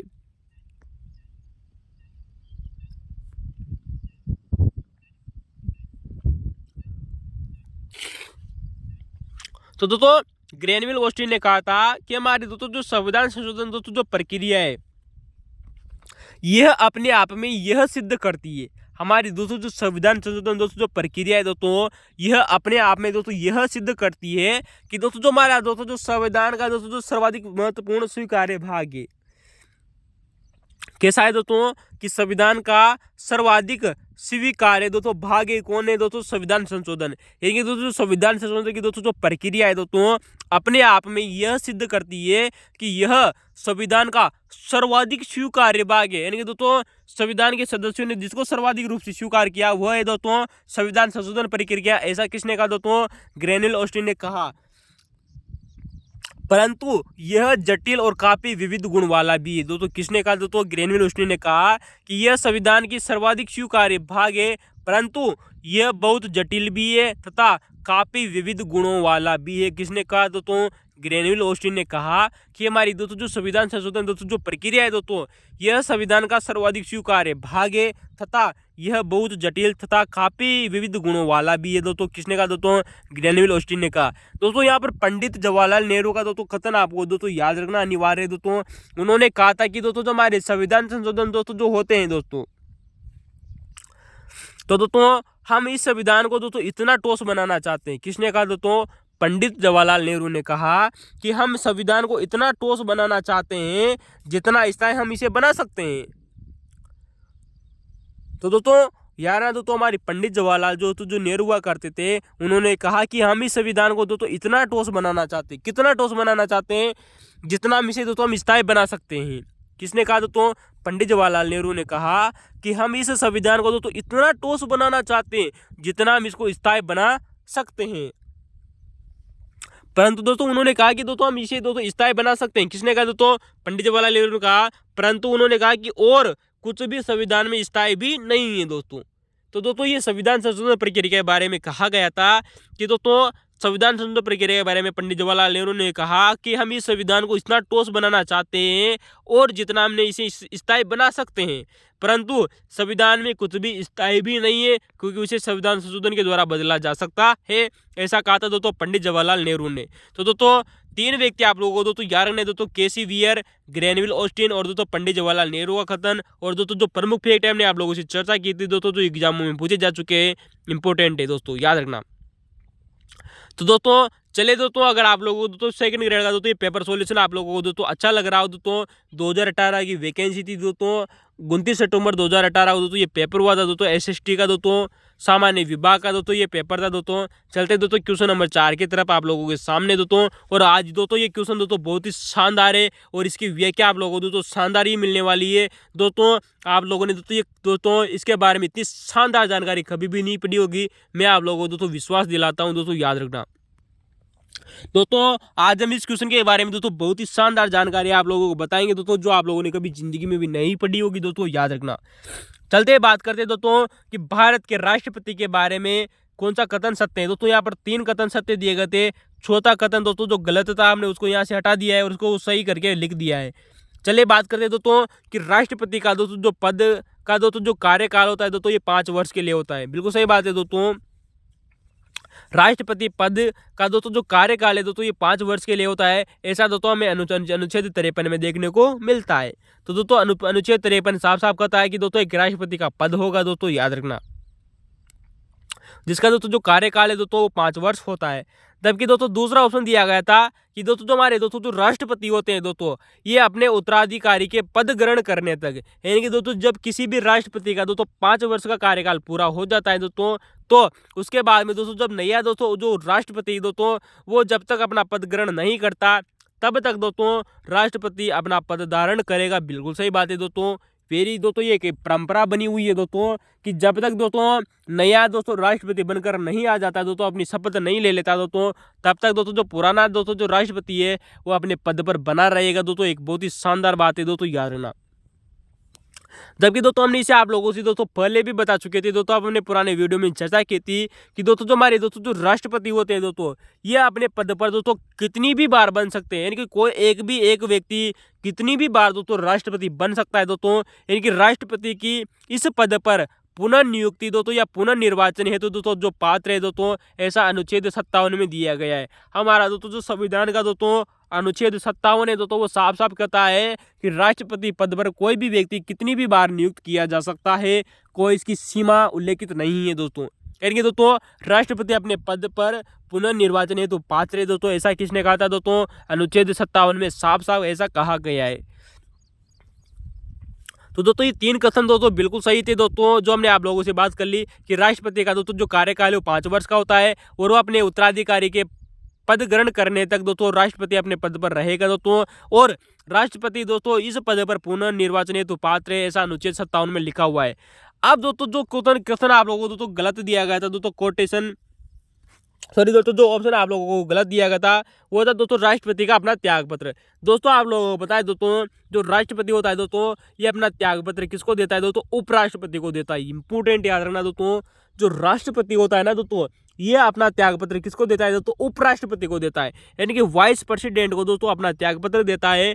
और दोस्तों जो उपराष्ट्रपति होता है कौन दोस्तों, उपराष्ट्रपति, इसकी सूचना तुरंत तत्काल में दोस्तों, यानी कि जैसे ही दोस्तों राष्ट्रपति ने अपना त्यागपत्र दिया उपराष्ट्रपति को देगा, और उपराष्ट्रपति दोस्तों तुरंत इसकी सूचना किसको देता है, ये क्वेश्चन भी आप लोगों से पूछा जा चुका है दोस्तों कि उपराष्ट्रपति इसकी तुरंत सूचना यानी कि दोस्तों तत्काल इसकी सूचना किसको देता है दोस्तों, लोकसभा अध्यक्ष को देता है। और आप लोगों को पता है दोस्तों वर्तमान में दोस्तों जो हमारी दोस्तों जो लोकसभा है दोस्तों, इसके दोस्तों जो लोकसभा अध्यक्ष है दोस्तों वो दोस्तों कोटा दोस्तों जो कोटा बूंदी विधानसभा दोस्तों जो क्षेत्र है दोस्तों, यहाँ से दोस्तों एक बने दोस्तों ओम बिरला। क्या नाम बने दोस्तों, ओम बिरला, जो कि वर्तमान में दोस्तों लोकसभा के दूसरी बार अध्यक्ष बन चुके हैं। उनको दोस्तों ये इनको सूचना देनी होती है अनुच्छेद 56 की धारा 1 का ए ऑप्शन दोस्तों ऐसा कहता है।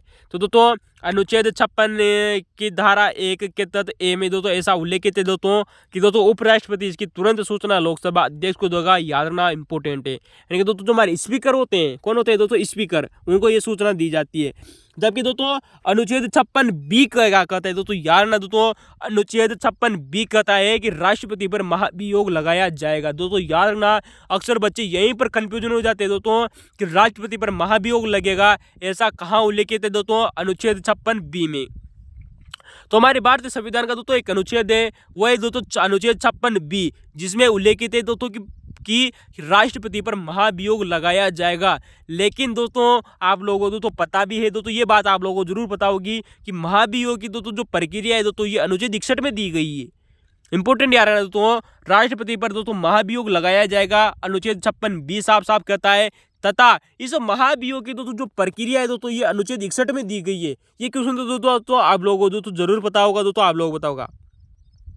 तो दोस्तों यार ना अनुच्छेद 56 ए में क्या दिया हुआ है दोस्तों कि दोस्तों उपराष्ट्रपति राष्ट्रपति ने त्यागपत्र दे दिया है, इसकी तुरंत सूचना लोकसभा अध्यक्ष को देता है, स्पीकर महोदय को देता है दोस्तों, ऐसा अनुच्छेद 56 ए में दिया गया है। जबकि अनुच्छेद 56 बी में दोस्तों राष्ट्रपति पर महाभियोग लगाया जाएगा। जबकि दोस्तों जो आप लोगों ने क्वेश्चन दोस्तों जिंदगी में कभी नहीं पढ़े होंगे उनकी चर्चा करते हैं।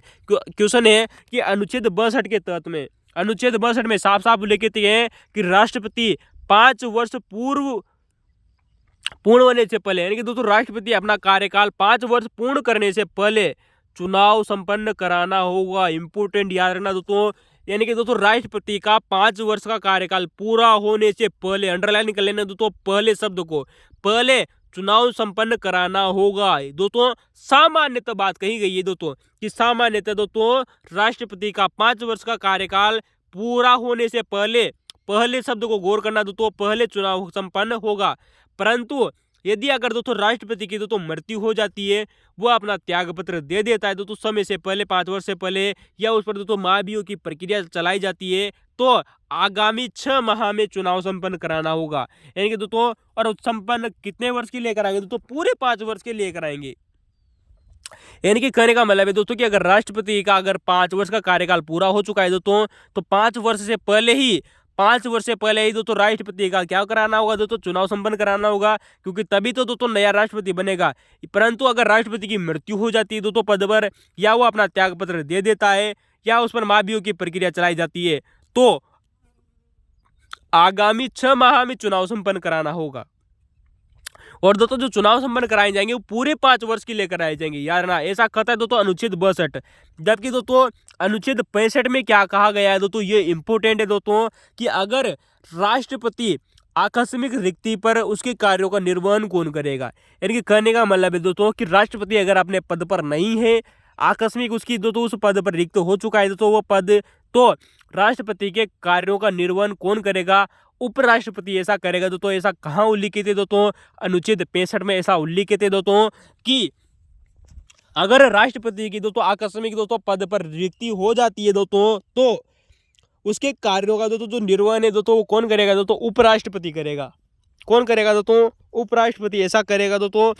परंतु इसी अनुच्छेद में ऐसा भी उल्लिखित है दोस्तों, यदि उपराष्ट्रपति भी अपने पद पर नहीं है, क्या बात है दोस्तों, साफ साफ उल्लिखित है दोस्तों कि राष्ट्रपति अगर अपने पद पर नहीं है तो उपराष्ट्रपति उसके कार्यों का निर्वहन करेगा, राष्ट्रपति के कार्यों का। और ऐसा किया भी था दोस्तों, आप लोगों को बताया दोस्तों 3 व्यक्तियों ने ऐसा भी कर चुके हैं। परंतु यदि दोस्तों उपराष्ट्रपति भी अपने पद पर नहीं है, कितना शानदार बात है दोस्तों, भारतीय संविधान में दोस्तों ऐसी सिचुएशन बनी थी दोस्तों एक बार में कि दोस्तों जब राष्ट्रपति भी अपने पद पर नहीं थे और उपराष्ट्रपति ने भी अपना त्यागपत्र दे दिया था।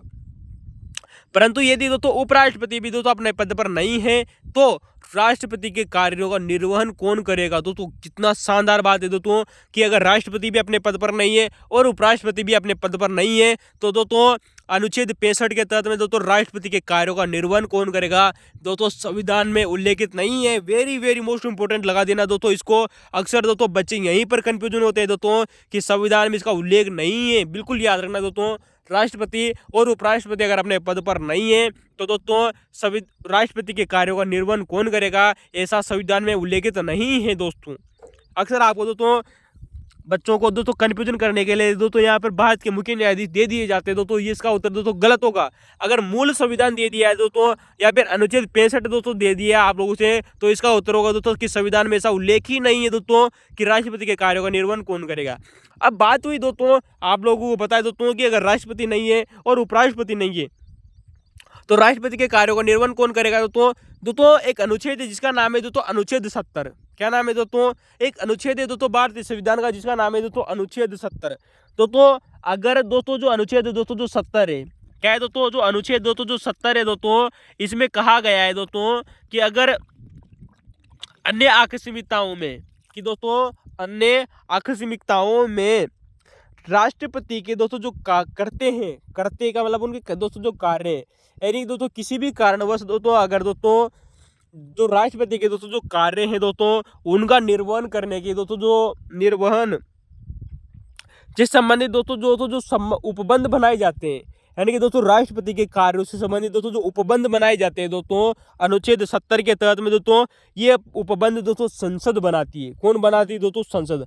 दोस्तों गौर करना यहाँ से दोस्तों आप लोगों को दोस्तों बहुत ही शानदार बात मिलने वाली है दोस्तों कि अगर दोस्तों अन्य आकस्मिकताओं में राष्ट्रपति के कार्यों के निर्वहन से संबंधित दोस्तों जो उपबंध है दोस्तों, इसकी शक्ति किसको दी गई दोस्तों? संसद को दी गई है। किसमें दी गई है? अनुच्छेद 70 में साफ साफ कहा गया दोस्तों कि अन्य आकस्मिकताओं में राष्ट्रपति के कर्तव्यों का निर्वहन करने से संबंधित दोस्तों जो उपबंध करने की दोस्तों जो शक्ति है दोस्तों वो संसद को दी गई है। और आप लोगों को बताए दोस्तों सन 1969 में ऐसा हुआ था दोस्तों जब दोस्तों राष्ट्रपति की मृत्यु हो गई थी दोस्तों और उपराष्ट्रपति ने दोस्तों अपना त्याग पत्र दे दिया था। वो राष्ट्रपति का चुनाव लड़ना चाहते थे, तो दोस्तों राष्ट्रपति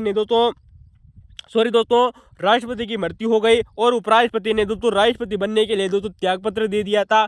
अतः राष्ट्रपति का पद भी खाली था दोस्तों और उपराष्ट्रपति का पद भी खाली हो गया था।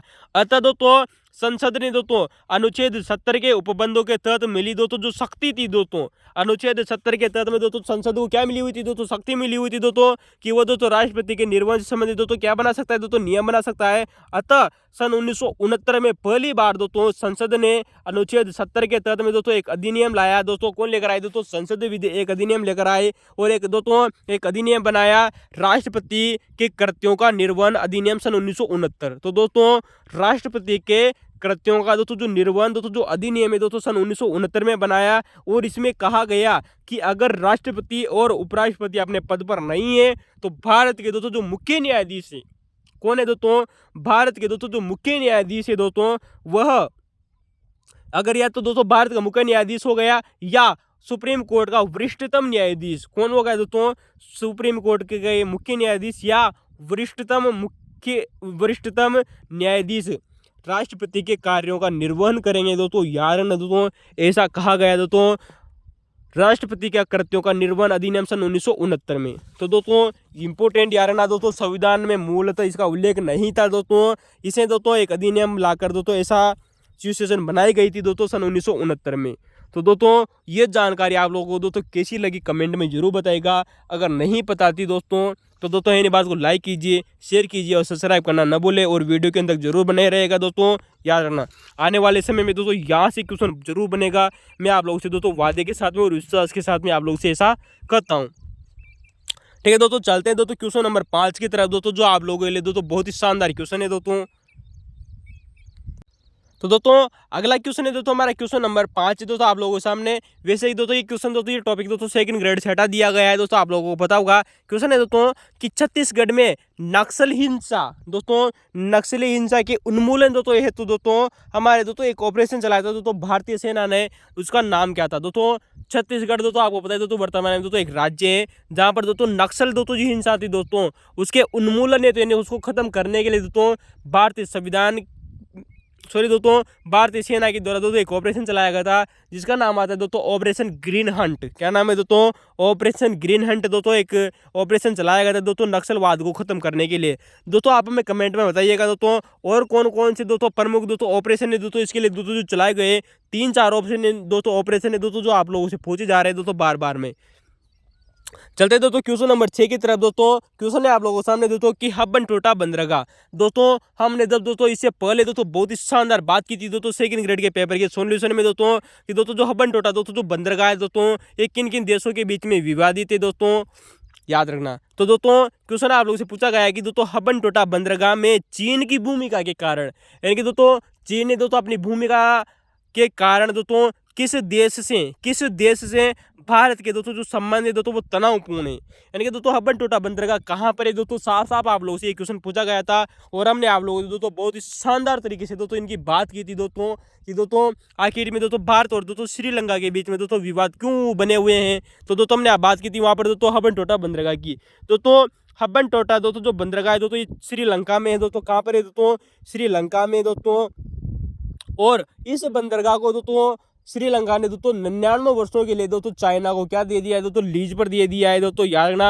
अतः दोस्तों भारत ने दोस्तों इस पर अपनी आपत्ति जताई हुई है दोस्तों, याद रखना। अब हमने आप लोगों से बात की थी दोस्तों आखिर में दोस्तों श्रीलंका और भारत के दोस्तों जो संबंध है वो किन किन क्षेत्रों में दोस्तों और भी ज़्यादा दोस्तों जुड़े हुए हैं दोस्तों। जैसे कि बात करें दोस्तों कि दोस्तों श्रीलंका में दोस्तों एक और बंदरगाह है जिसका नाम आता है दोस्तों काके सतुराई। क्या नाम है दोस्तों, काके। तो दोस्तों कान के सतुराय नामक दोस्तों एक बंदरगाह है दोस्तों, तथा दोस्तों एक परियोजना है जिसका नाम है दोस्तों ऑयल टैंक फार्म। क्या नाम है दोस्तों, ऑयल टैंक दोस्तों फार्म नामक दोस्तों एक दोस्तों परियोजना है दोस्तों, जिस पर दोस्तों भारत काम कर रहा है। कहाँ पर दोस्तों, श्रीलंका में। दोस्तों क्वेश्चन आने वाले समय में दोस्तों क्वेश्चन आप लोगों से पूछा जाएगा दोस्तों कि दोस्तों भारत श्रीलंका में किस बंदरगाह और किस परियोजना पर कार्य कर रहा है। तब दोस्तों आप लोगों को दोस्तों हबन-टोटा बंदरगाह नहीं करना है दोस्तों, तब आपको करना है दोस्तों काके सतुराय बंदरगाह और ऑयल टैंक फार्म परियोजना। तो दोस्तों कान के सतुराय नामक बंदरगाह पर और दोस्तों ऑयल टैंक फार्म नामक दोस्तों एक परियोजना चल रही है दोस्तों श्रीलंका में और भारत के द्वारा चलाई जा रही है दोस्तों, इंपॉर्टेंट है। जबकि हबन-टोटा बंदरगाह पर दोस्तों चीन अपना कब्जा किए हुआ है दोस्तों, आप लोगों को पता होगा।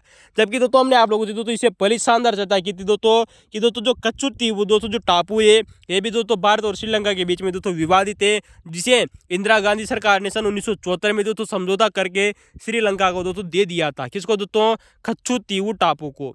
तो दोस्तों उस समय प्रधानमंत्री इंदिरा गांधी ने दोस्तों समझौता किया था सन 1974 में, आप लोगों को पता होगा। तो दोस्तों इसको दे दिया था दोस्तों, किसको दोस्तों, श्रीलंका को दे दिया था, कच्चुट्टीवू टापू को दे दिया था। जबकि कांके सतुराय नामक बंदरगाह पर दोस्तों भारत कार्य कर रहा है, इंपोर्टेंट है दोस्तों, भारत किस पर कार्य कर रहा है, कांके सतुराय नामक बंदरगाह पर। जबकि आप लोगों को बताया दोस्तों भारत और श्रीलंका के बीच में दोस्तों जो सेतु समुद्रम दोस्तों जो 9 नहर है दोस्तों, कैसी दोस्तों, सेतु समुद्रम 9 नहर जो तो 9 नहर नामक दोस्तों जो प्रोजेक्ट चलाया जा रहा है दोस्तों, ये भी दोस्तों विवादित रहता है अक्सर दोस्तों भारत और श्रीलंका के बीच में। तो दोस्तों भारत और श्रीलंका के बीच में दोस्तों ये भी विवादित है दोस्तों, जो कि दोस्तों पाक जल डमरू के मध्य को जोड़ने का कार्य करता है। तो दोस्तों जो सेतु समुद्रम दोस्तों जो प्रोजेक्ट है दोस्तों 9 पर प्रोजेक्ट है दोस्तों, जो कि दोस्तों 449 समुद्री मील दोस्तों इसकी लंबाई मानी जाती है। कितनी मील दोस्तों, कितनी लंबाई है दोस्तों इसकी, 449 समुद्री मील की बात की जा रही है दोस्तों। यहाँ पर किसकी बात हो रही है दोस्तों, समुद्री मील की। और आप हमें कमेंट में बताइएगा दोस्तों कि 1 किलोमीटर में दोस्तों 1 समुद्री मील में कितने किलोमीटर होते हैं दोस्तों, आप हमें कमेंट में बताइएगा। आने वाले समय में हम दोस्तों ज्योग्राफी इसकी बहुत ही शानदार चर्चा करने वाले हैं। चले दोस्तों अगला क्वेश्चन है दोस्तों क्वेश्चन नंबर 7 आप लोगों के सामने। दोस्तों हमने बहुत बार इस क्वेश्चन की दोस्तों चर्चा कर चुके थे दोस्तों। आप लोगों को बताया दोस्तों कि भारत के संविधान की कौन सी विशेषता, भारतीय संविधान की कौन सी विशेषता उद्देशिका में विशेषता उल्लेखित है, यानी कि हमारे उद्देश्य, हमारी दोस्तों जो उद्देशिका है दोस्तों, जो प्रस्तावना है दोस्तों, जो प्रेम्बल है, इसमें कौन कौन से दोस्तों हमारे भारतीय संविधान के जो तत्व है दोस्तों उल्लेखित है। जैसे कि बात करेंगे दोस्तों 3 ऑप्शन सही थी दोस्तों, समाजवादी, बिल्कुल सही बात है, हमने दोस्तों समाजवादी की दोस्तों चर्चा करती है हमारी प्रस्तावना, और दोस्तों गणराज्य और गणराज्य की भी बात करती है, और पंथ निरपेक्षता की भी बात करती है दोस्तों, याद रखना। जबकि संसदीय नामक दोस्तों जो संरचना इसकी बात नहीं करती है हमारी प्रस्तावना। तो दोस्तों ये ऑप्शन गलत हो जाएगा, संसदीय इसका उत्तर नहीं होगा। इसके अलावा दोस्तों अगला क्वेश्चन दोस्तों आप लोगों से बहुत ही शानदार तरीके का पूछा गया था। ऐसे क्वेश्चन दोस्तों बहुत कम देखने को मिलते हैं दोस्तों, इतने अच्छे लेवल के दोस्तों, याद रखना। क्वेश्चन पूछा गया है कि संसदीय समिति जो स्थायी समिति है, यानी कि दोस्तों आप लोगों को दोस्तों 4 समितियां दी गई थी दोस्तों, जिनमें से दोस्तों 3 स्थायी समितियां थी दोस्तों हमारी संसद की। तो संसद में आप लोगों को पता है दोस्तों कुछ स्थायी समितियां भी दोस्तों, कुछ तदर्थ समितियां भी होती है दोस्तों, और कुछ दोस्तों आपातकालीन समितियां भी होती है। तो दोस्तों 3 समितियां दोस्तों की दोस्तों जो स्थायी समितियां थी, नंबर 1 आती है दोस्तों कार्य मंत्रणा समिति। कौन सी दोस्तों?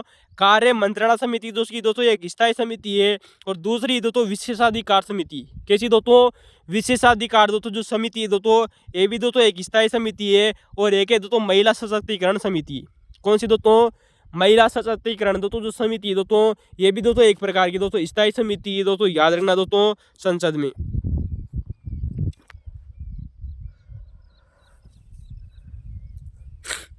जबकि दोस्तों जो आचार समिति दोस्तों ये की एडॉक समिति होती है। कैसी होती है दोस्तों?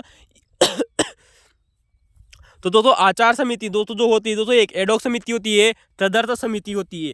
जबकि दोस्तों कार्य मंत्रणा समिति, विशेषाधिकार समिति और दोस्तों महिला सशक्तिकरण दोस्तों जो समिति दोस्तों ये स्थायी समितियां होती है दोस्तों संसद की।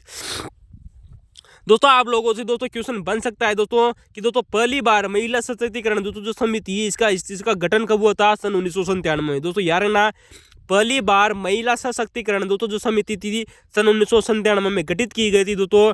इसमें 30 सदस्य होते हैं। कितने सदस्य होते हैं दोस्तों? 30 सदस्य होते हैं, जिनमें से दोस्तों 20 सदस्य दोस्तों लोकसभा से होते हैं और 10 सदस्य दोस्तों राज्यसभा से होते हैं। यानी कि संसद की एक ही समिति है दोस्तों, ये लोकसभा और राज्यसभा की दोस्तों एक ही समिति है। तो दोस्तों याद रखना दोस्तों, पहली बार दोस्तों महिला सशक्तिकरण नामक दोस्तों जो समिति दोस्तों ये सन 1997 में गठित की गई थी। इसमें 30 सदस्य होते हैं दोस्तों, 20 लोकसभा से दोस्तों और 10 राज्यसभा से। जबकि दोस्तों बात करेंगे दोस्तों विशेषाधिकार समिति की। किसकी दोस्तों? विशेषाधिकार समिति। दोस्तों ये क्वेश्चन आप लोगों से पूछा जा चुका है दोस्तों कि संसद की किस समिति ऐसी समिति है दोस्तों जिसके दोस्तों जो कार्य होते हैं दोस्तों वो अर्ध न्यायिक प्रकृति के होते हैं। दोस्तों याद रखना दोस्तों, क्वेश्चन बहुत ही शानदार है दोस्तों कि दोस्तों संसद की ऐसी समिति दोस्तों जिसके दोस्तों जो कार्य होते हैं दोस्तों अर्ध न्यायिक प्रकृति के होते हैं दोस्तों, वो है दोस्तों विशेषाधिकार समिति। तो विशेषाधिकार दोस्तों जो समिति होती है दोस्तों इसके कार्य अर्ध न्यायिक प्रकृति के होते हैं दोस्तों। और दोस्तों ये दोस्तों लोकसभा में इस जो विशेषाधिकार समिति होती है इसमें 15 सदस्य होते हैं। दोस्तों लोकसभा की अलग समिति है दोस्तों विशेषाधिकार समिति, और राज्यसभा की अलग है दोस्तों, याद रखना। जबकि दोस्तों महिला सशक्तिकरण समिति एक ही है दोस्तों, लोकसभा और राज्यसभा की एक ही है, जिसमें 20 लोकसभा से सदस्य होते हैं और 10 राज्यसभा से। जबकि विशेषाधिकार समिति की बात करें तो ये लोकसभा की अलग होती है जिसमें 15 सदस्य होते हैं, जबकि राज्यसभा के दोस्तों 10 सदस्य होते हैं दोस्तों, ये राज्यसभा में भी दोस्तों। तो दोस्तों लोकसभा की अलग विशेषाधिकार समिति है और राज्यसभा की अलग विशेषाधिकार समिति है। लोकसभा में दोस्तों इसमें 15 सदस्य होते हैं, जबकि दोस्तों राज्यसभा में इसमें 10 सदस्य होते हैं। कितने सदस्य होते हैं दोस्तों? 10 सदस्य। अब हम बात करेंगे दोस्तों दोस्तों हमारी आचार समिति, जो कि दोस्तों एक तदर्थ समिति दोस्तों। यहाँ से भी दोस्तों आने वाले समय में आप लोगों से क्वेश्चन बन सकता है दोस्तों, याद रखना कि दोस्तों जो आचार समिति होती है क्या होती है दोस्तों? आचार समिति। राज्य दोस्तों सर्वप्रथम दोस्तों आचार समिति कब गठित की गई थी दोस्तों? क्योंकि दोस्तों ये एडॉक समिति है। कैसी दोस्तों? एक एडॉक समिति है, तदर्थ समिति है। अतः पहली बार दोस्तों आचार समिति दोस्तों राज्यसभा ने गठित की थी दोस्तों सन 1997 में। कब दोस्तों? सन 1997 में दोस्तों जो राज्यसभा ने पहली बार दोस्तों इसका गठन किया था एडॉक दोस्तों हमारी आचार समिति का। तो दोस्तों आचार समिति दोस्तों संसद के सदस्यों पर दोस्तों आचार और नियम को दोस्तों प्रभावित करती है। राज्यसभा ने सन 1997 में गठित किया और इसमें 10 सदस्य होते हैं। यानी कि दोस्तों राज्यसभा में अगर दोस्तों जो आचार समिति है इसमें कितने सदस्य होते हैं दोस्तों? 10 सदस्य। जबकि दोस्तों आचार समिति दोस्तों लोकसभा ने दोस्तों सन 2000 में, कब दोस्तों? लोकसभा ने वर्ष 2000 में दोस्तों आचार समिति गठित की थी, और लोकसभा में दोस्तों जो आचार समिति होती है इसमें 15 सदस्य होते हैं। कितने सदस्य होते हैं दोस्तों? 15 सदस्य। तो आचार समिति दोस्तों लोकसभा ने वर्ष 2000 में गठित की गई थी और इसमें 15 सदस्य होते हैं। तो एक हमारा दोस्तों बहुत ही शानदार प्रश्न था दोस्तों आप लोगों के सामने, इसका हमने उत्तर कर लिया। दोस्तों क्वेश्चन नंबर 9 है आप लोगों के सामने। इसका क्वेश्चन दोस्तों हमने बहुत ही शानदार तरीके से इसका सॉल्यूशन कर चुके थे दोस्तों। आप हमारे पुराने वीडियो जाकर देखें दोस्तों, वहां पर आपको इस क्वेश्चन का सॉल्यूशन मिल जाएगा। ये क्वेश्चन दोस्तों पुनः रिपीट हुआ है। तो क्वेश्चन है दोस्तों कि किस वाद में, यानी कि ऐसा दोस्तों सुप्रीम कोर्ट के सामने ऐसा कौन सा वाद आया जब सुप्रीम कोर्ट ने कहा कि मूल अधिकार दोस्तों जो हमारे दोस्तों फंडामेंटल दोस्तों जो राइट है दोस्तों, मूल अधिकार एवं जो हमारे दोस्तों जो डीपीएसपी है यानी कि दोस्तों जो राज्य के नीति निर्देशक दोस्तों जो तत्व है उनके मध्य समरसता यानी कि दोस्तों साम्य भाव संविधान का मूल ढांचा है। दोस्तों यहाँ पर मूल ढांचे की बात हो रही है दोस्तों कि दोस्तों सुप्रीम कोर्ट ने किस वाद में कहा था कि दोस्तों जो हमारे दोस्तों जो मूल अधिकार और जो डीपीएसपी दोस्तों इन दोनों के मध्य दोस्तों जो समरसता की दोस्तों जो भावना है दोस्तों या साम्य भाव का दोस्तों जो भाव है ये संविधान का मूल ढांचा है, ऐसा किस वाद में कहा गया था। ऐसा आप लोगों को दोस्तों हमने कम दोस्तों इससे पहले भी बताया था दोस्तों कि दोस्तों वो मामला है दोस्तों वो है दोस्तों मिनर्वा मिल्स मामला सन 1980 का। तो दोस्तों मिनर्वा मिल्स मामला दोस्तों सन 1900 में ऐसा कहा गया था दोस्तों। जबकि दोस्तों याद रखना जबकि केशवानंद दोस्तों जो भारतीय वाद था दोस्तों सन 1973 का मामला, उसमें दोस्तों सुप्रीम कोर्ट ने दोस्तों डीपीएसपी और दोस्तों मूल अधिकारों को दोस्तों एक दूसरे का दोस्तों पहलू बताए थे। क्या बताए दोस्तों? एक दूसरे के पहलू बताए थे। ये क्वेश्चन हमने आप लोगों से दोस्तों इससे पहले कर चुके थे। चलिए दोस्तों क्वेश्चन आप लोगों के सामने बहुत ही शानदार है दोस्तों, और ये क्वेश्चन का सॉल्यूशन में हम आप लोगों को दोस्तों बहुत बार बता चुके थे। ये क्वेश्चन भी दोस्तों पुनः रिपीट हुआ है कि कौन सा डीपीएसपी 42वां संविधान संशोधन के द्वारा स्थापित किए गए थे। दोस्तों हमने आप लोगों को बताए थे, और अक्सर दोस्तों विद्यार्थी यहीं पर गलती करते हैं, क्योंकि दोस्तों विद्यार्थियों को बता दिया जाता है कि 42वां संविधान संशोधन के द्वारा दोस्तों 4 जोड़े गए थे। कितने जोड़े गए थे दोस्तों? 4 प्रमुख अनुच्छेद जोड़े गए थे दोस्तों डीपीएसपी में। तो दोस्तों डीपीएसपी में दोस्तों 4 अनुच्छेद जोड़े थे। पहला आप लोगों के सामने दोस्तों बहुत ही शानदार है दोस्तों, जो हमने आप लोगों को बताया था कि दोस्तों बालकों एवं अल्प वयस्क व्यक्तियों की दोस्तों शोषण से दोस्तों जो रक्षा की दोस्तों जो बात कही गई थी वो अनुच्छेद 39 एफ में कही गई थी। किसमें दोस्तों? अनुच्छेद 39 यप नामक दोस्तों जो छोटा सा अनुच्छेद है दोस्तों, उसमें कहा गया था कि बालकों एवं अल्प वयस्क व्यक्तियों के शोषण से रक्षा की बात कही गई थी। जबकि दोस्तों 3 तो आप जानते होंगे दोस्तों, समान न्याय एवं निःशुल्क दोस्तों जो विधिक सहायता है, ये अनुच्छेद 39A में, यानी कि दोस्तों जो अनुच्छेद एक नया अनुच्छेद जोड़ा गया था अनुच्छेद 39A, उसमें समान न्याय निःशुल्क विधिक सहायता की बात कही गई थी। जबकि दोस्तों एक और जोड़ा गया था 42वां संविधान संशोधन के द्वारा, वह दोस्तों उद्योगों के प्रबंधन में कर्मकारों की सहभागिता। दोस्तों ये जोड़ा था दोस्तों अनुच्छेद 43A में। किसमें दोस्तों? अनुच्छेद 43A में। तो दोस्तों ये 3 ऑप्शन सही थे दोस्तों, जो डीपीएसपी में दोस्तों 42वां संविधान संशोधन के द्वारा जोड़े गए थे। नंबर 1 है दोस्तों बालकों एवं अल्प वयस्क व्यक्तियों के शोषण से रखता अनुच्छेद 39 यप, छोटा वाला यप है दोस्तों, यानी कि अनुच्छेद 39 में जोड़ा गया था दोस्तों ये। जबकि एक अलग अनुच्छेद बनाया गया अनुच्छेद 39A। जबकि एक और अनुच्छेद नया बनाया गया था अनुच्छेद 43A, जिसमें उद्योगों के प्रबंधन में कर्मकारों की सहभागिता जोड़ी गई थी। तो दोस्तों हमने आप लोगों को बताया कि दोस्तों 4 अनुच्छेद जोड़े गए थे दोस्तों 42वां संविधान संशोधन के द्वारा डीपीएसपी में।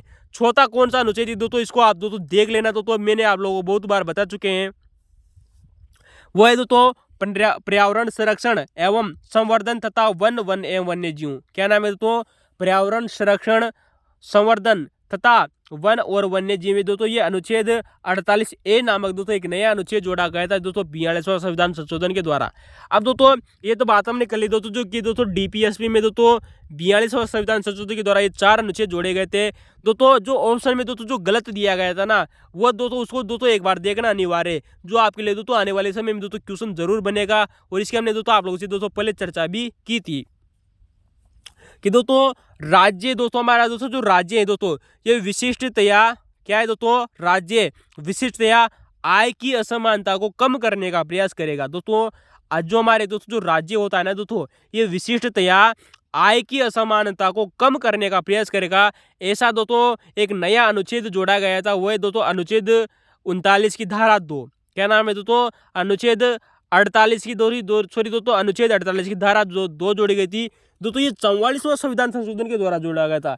यही दोस्तों इसका उत्तर गलत था दोस्तों, याद रखना। क्योंकि दोस्तों ये जो हमारा दोस्तों जो अनुच्छेद 38 की दोस्तों जो धारा 2 है ना दोस्तों, ये 44वां संविधान संशोधन के द्वारा 1978 में जोड़ी गई थी दोस्तों मोरारजी देसाई के समय। दोस्तों याद रखना दोस्तों। अब दोस्तों इसी अनुच्छेद में और क्या कहा गया है दोस्तों, यानी कि दोस्तों हमारा दोस्तों जो अनुच्छेद है दोस्तों जो 38(2) है ना दोस्तों, इसमें और क्या कहा गया है कि राज्य विशिष्टता आय की असमानता को कम करने का प्रयास करेगा। वह केवल न व्यक्तियों के बीच बल्कि यानी कि केवल न व्यक्तियों के बीच बल्कि विभिन्न क्षेत्रों में रहने वाले दोस्तों जो लोग हैं दोस्तों, विभिन्न क्षेत्रों में रहने वाले और विभिन्न व्यवसायों में लगे हुए लोगों के बीच में, यानी कि दोस्तों विभिन्न क्षेत्रों में रहने वाले दोस्तों जो लोग हैं दोस्तों और विभिन्न व्यवसायों में लगे हुए लोगों के बीच, समूहों के बीच में क्या करेगी दोस्तों, यानी कि दोस्तों इस अनुच्छेद 38 में साफ साफ कहा गया है कि अनुच्छेद 38 की धारा 2 में दोस्तों ये जोड़ा गया ना, तब इसमें कहा गया था कि न केवल व्यक्तियों के बीच बल्कि विभिन्न क्षेत्रों में रहने वाले व विभिन्न व्यवसायों में लगे हुए लोगों के बीच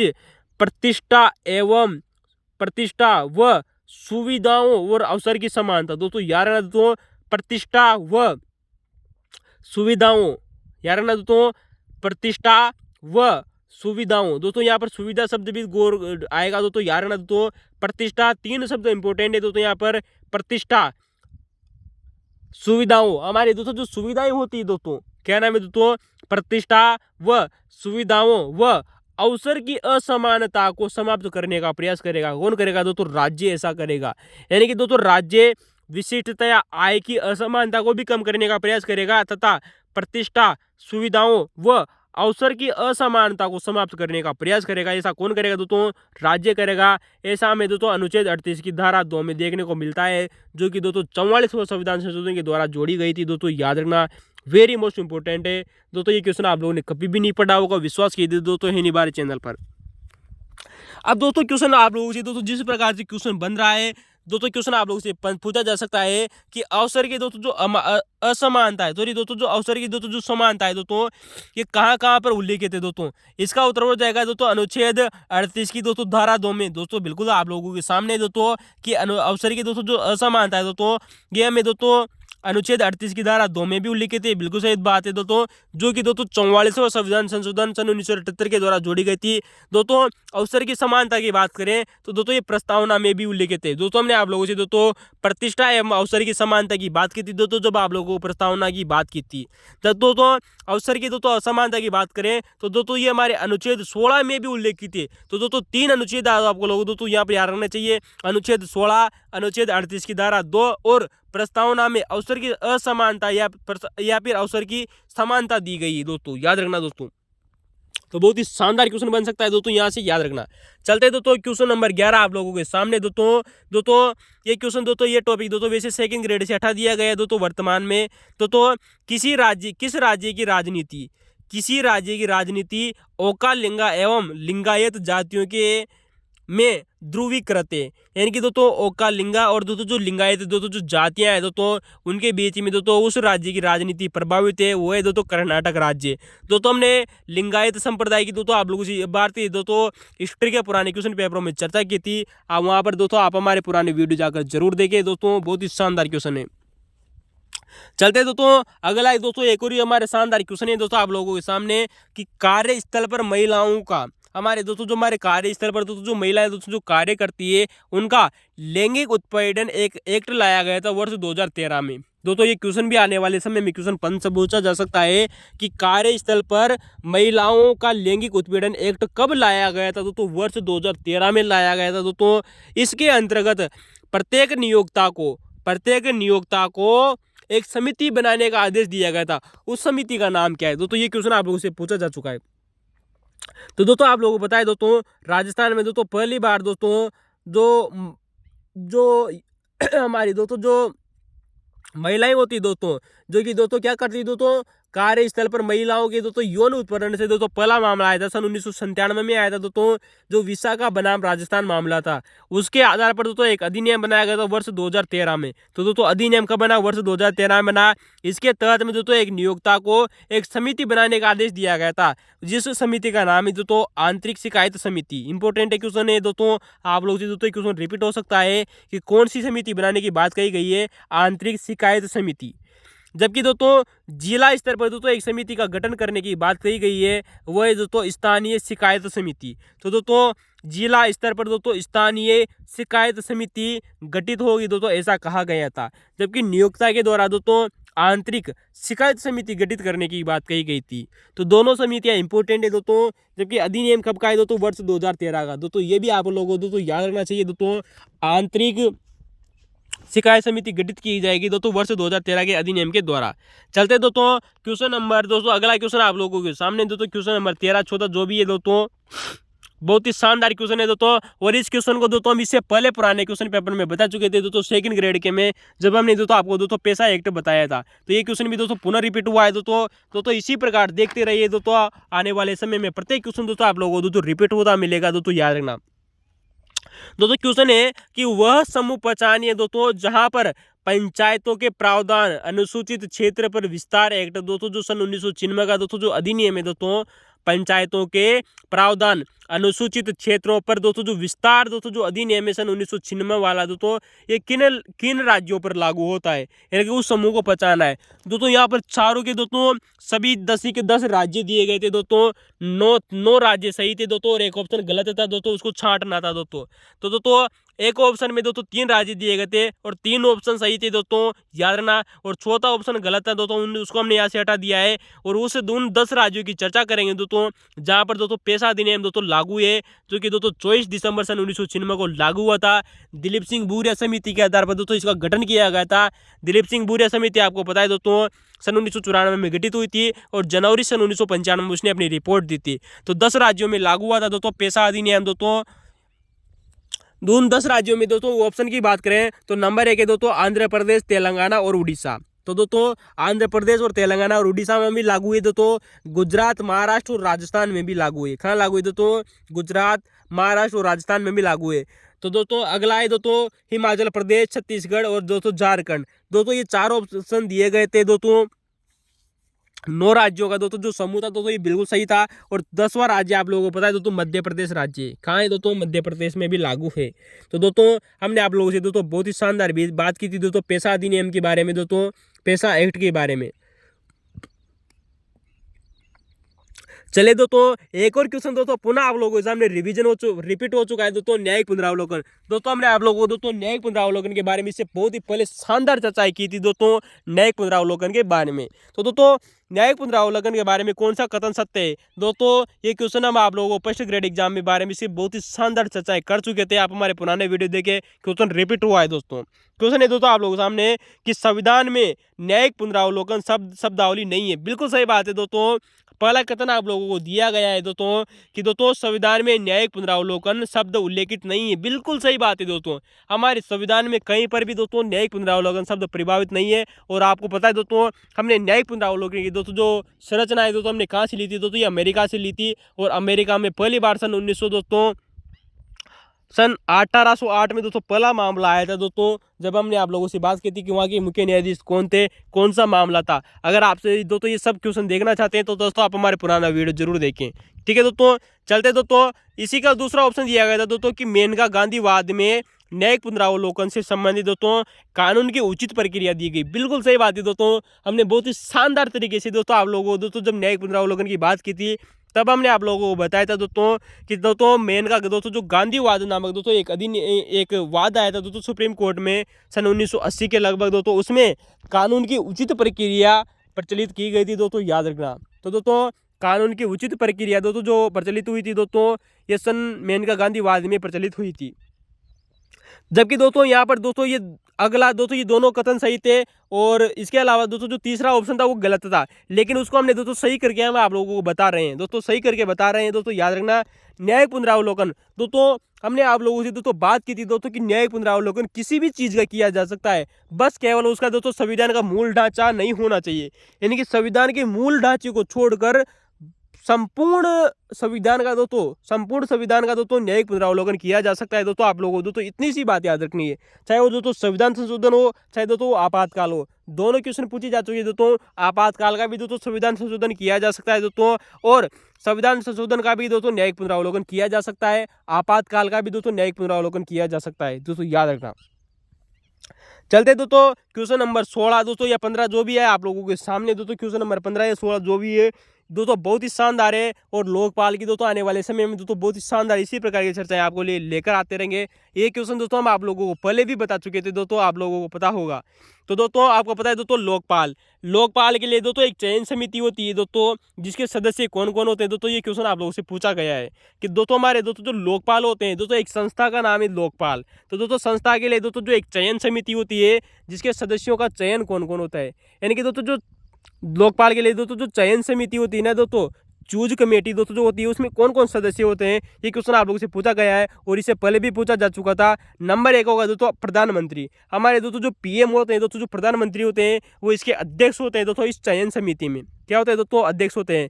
जबकि दूसरे होते हैं दोस्तों स्पीकर। स्पीकर का मतलब आप जानते हो दोस्तों, लोकसभा के दोस्तों जो अध्यक्ष होते हैं उन्हें हम स्पीकर कहते हैं, वो भी इस चयन समिति के सदस्य होते हैं। एक होता है दोस्तों हमारे दोस्तों लोकसभा में विपक्ष का नेता। तो दोस्तों लोकसभा में दोस्तों जो विपक्ष का दोस्तों जो नेता होता है दोस्तों, ये भी दोस्तों इस समिति का क्या होता है दोस्तों, सदस्य होता है। और दोस्तों जो हमारा चौथा सदस्य होता है वो होता है दोस्तों सुप्रीम कोर्ट का मुख्य न्यायाधीश। हमारा दोस्तों भारत का दोस्तों जो मुख्य न्यायाधीश है वो भी दोस्तों इसका सदस्य होता है।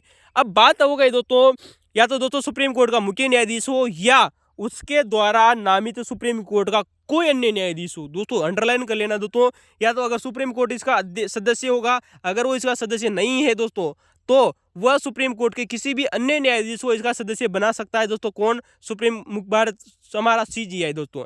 और पांचवा दोस्तों जो इसका सदस्य होता है दोस्तों, कोई भी प्रतिष्ठित दोस्तों विधिवेत्ता है, यानी कि कोई भी दोस्तों ऐसा व्यक्ति दोस्तों जिसे दोस्तों कानून की बहुत ही शानदार जानकारी हो दोस्तों, उस व्यक्ति को दोस्तों इसका पांचवा सदस्य बनाया जाता है, याद रखना। तो 3 और 4 ऑप्शन सही थी दोस्तों। चौथा दोस्तों जो गलत था हमने उसको सही करके आप लोगों को बता दिया है दोस्तों। जो प्रतिष्ठित कोई दोस्तों जो विधिवेत्ता होता है ना दोस्तों, इसको दोस्तों इसका चुनाव कौन करते हैं? उपरोक्त चारों सदस्य, यानी कि प्रधानमंत्री, स्पीकर, लोकसभा का दोस्तों विपक्ष का नेता और जो हमारे CJI है दोस्तों, ये चारों व्यक्ति मिलकर दोस्तों इस विधिवेत्ता का चुनाव करते हैं। दोस्तों मैंने कहा कि दोस्तों इस विधिवेत्ता का चुनाव करेंगे, कौन करेंगे? उपरोक्त चारों व्यक्ति, यानी कि प्रधानमंत्री, स्पीकर, विधानसभा का दोस्तों लोकसभा का विपक्ष का नेता और CJI मिलकर इस व्यक्ति का दोस्तों चुनाव करते हैं। लेकिन इस चुनाव करने के बाद में वो अपनी रिपोर्ट किसको देंगे दोस्तों? राष्ट्रपति को देंगे, और राष्ट्रपति इस व्यक्ति को नामित करेगा। तो दोनों बातें आप लोगों को दोस्तों याद रखनी है। चुनाव कौन करते हैं? उपरोक्त चारों सदस्य इसका चुनाव करेंगे और राष्ट्रपति के द्वारा इसका नामित किया जाता है। अब बात हुई दोस्तों हमारी दोस्तों जो चयन समिति होती है, धारा 4 में इस चयन समिति का उल्लेखित है, यानी कि दोस्तों जो लोकपाल नामक दोस्तों जो अधिनियम है दोस्तों सन 2013 वाला, इसकी धारा 4 में इस चयन समिति का उल्लेख है। जबकि लोकपाल संस्था का दोस्तों स्थापना की जाएगी, धारा 3 में ऐसा उल्लेखित है।